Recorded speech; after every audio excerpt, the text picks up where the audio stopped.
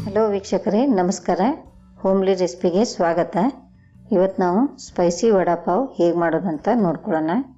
ಇಲ್ಲಿ ನಾನು ಒಂದು ಮಿಕ್ಸಿ ಜಾರ್ ತೊಗೊಂಡು ಹಸಿಮೆಣಸಿನ್ಕಾಯಿ, ಹಾಗೆಯೇ ಕೊತ್ತಂಬರಿ ಕಾಳು ಬೀಜ ಮತ್ತು ಬೆಳ್ಳುಳ್ಳಿ,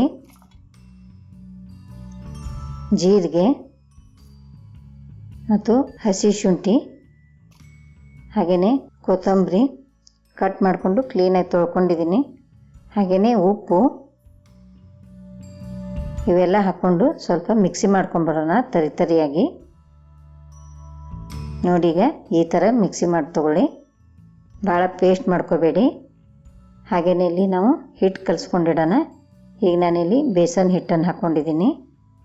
ಅದಕ್ಕೆ ಸ್ವಲ್ಪ ಉಪ್ಪು ರುಚಿಗೆ ತಕ್ಕಷ್ಟು ಹಾಕ್ಕೊಳ್ಳಿ. ಹಾಗೆಯೇ ಬೇಕಿಂಗ್ ಸೋಡಾ ಅಂದರೆ ತಿನ್ನೋ ಸೋಡಾ ಇರುತ್ತಲ್ಲ ಅದು, ಸ್ವಲ್ಪ ಅಜ್ವಾನನ ಈ ಥರ ಕೈಯಲ್ಲಿ ಕ್ರಷ್ ಮಾಡ್ಕೊಂಡು ಹಾಕ್ಕೊಳ್ಳಿ, ಅಂದರೆ ಘಮ ಬರುತ್ತೆ. ಹಾಗೆಯೇ ಇಲ್ಲಿ 2 ಟೇಬಲ್ ಸ್ಪೂನ್ ಎಣ್ಣೆ ಹಾಕ್ಕೊಳ್ತಾ ಇದ್ದೀನಿ. ನೋಡೀಗ ಇದನ್ನೆಲ್ಲ ಚೆನ್ನಾಗಿ ಮಿಕ್ಸ್ ಮಾಡ್ಕೊಳ್ಳಿ ಮೊದಲು. ಆಮೇಲೆ ಸ್ವಲ್ಪ ನೀರು ಹಾಕ್ಕೊಂಡು ಕಲಿಸ್ಕೊಂಡು ತೊಗೊಳ್ಳಿ. ಒಮ್ಮೆ ಜಾಸ್ತಿ ಹಾಕ್ಕೋಬೇಡಿ. ನೋಡಿ, ಈ ಥರ ಇನ್ನೊಂದು ಸ್ವಲ್ಪ ನೀರು ಹಾಕ್ಕೊಂಡು ಕಲಿಸ್ಕೊಂಡು ತೊಗೊಳ್ಳಿ.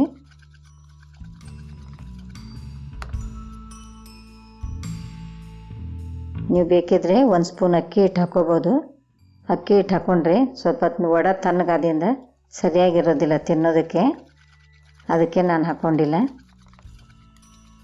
ನೋಡಿ, ಈ ಥರ ಮಾಡ್ಕೊಂಡು ತೊಗೊಳ್ಳಿ ಹಿಟ್ಟನ್ನು.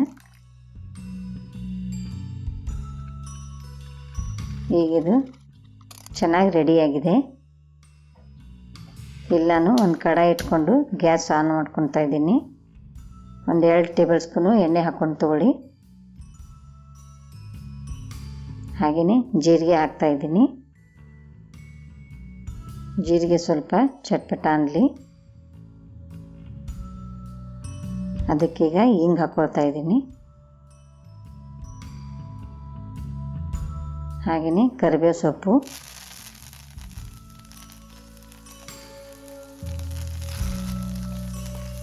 ಕರಿಬೇವು ಹಾಕೋದ್ರಿಂದ ಟೇಸ್ಟ್ ಚೆನ್ನಾಗಿರುತ್ತೆ. ನೋಡಿಲಿ ತರಿಯಾಗಿ ಹಸಿಮೆಣಸಿನ್ಕಾಯಿ ಪೇಸ್ಟ್ ಮಾಡ್ಕೊಂಡಿದ್ದೀನಲ್ಲ, ಅದನ್ನೆಲ್ಲನೇ ಹಾಕ್ಕೊಳ್ತಾ ಇದ್ದೀನಿ. ಸ್ವಲ್ಪ ಜಾಸ್ತಿ ಹಾಕ್ಕೊಳ್ಳಿ, ಅಂದರೆ ಇದು ಖಾರವಾಗಿದ್ರೇ ಪಾವ್ ಜೊತೆ ವಡೆ ಚೆನ್ನಾಗಿ ಹತ್ತುತ್ತೆ, ಟೇಸ್ಟಿಯಾಗಿರುತ್ತೆ.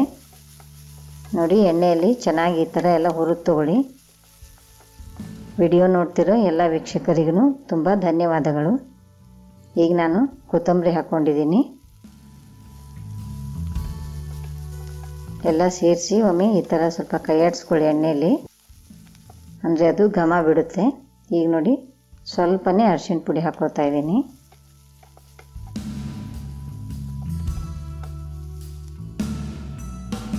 ಉಪ್ಪು ಹಾಕ್ಕೊಳ್ತಗೊಳ್ಳಿ, ಸ್ವಲ್ಪ ಹಾಕ್ಕೊಳ್ಳಿ ಉಪ್ಪು, ಯಾಕಂದರೆ ಮೊದಲು ಹಸಿಮೆಣಸಿನ್ಕಾಯಿ ಕೂಡ ಹಾಕಿದ್ದೀವಲ್ಲ ಪೇಸ್ಟಿಗೆ, ಅದಕ್ಕೆ ಈಗ ಜಾಸ್ತಿ ಹಾಕ್ಕೊಳಕ್ಕೆ ಹೋಗಬೇಡಿ.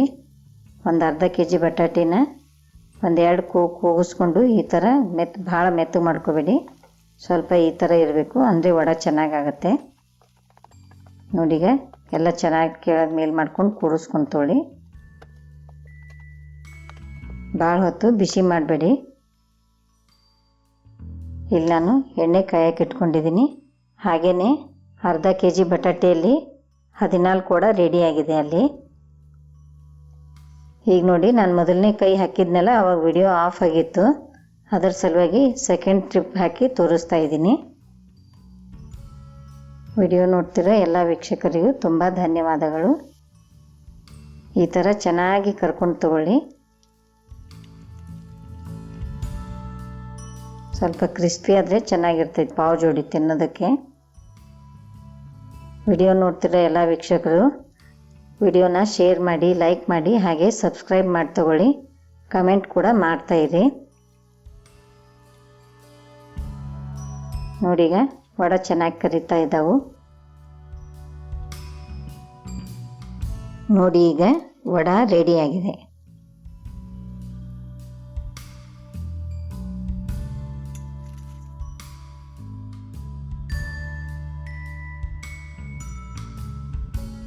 ವಿಡಿಯೋ ಕೊನೆವರೆಗೂ ನೋಡಿದ್ದಕ್ಕೆ ತುಂಬ ಧನ್ಯವಾದಗಳು ವೀಕ್ಷಕರೇ.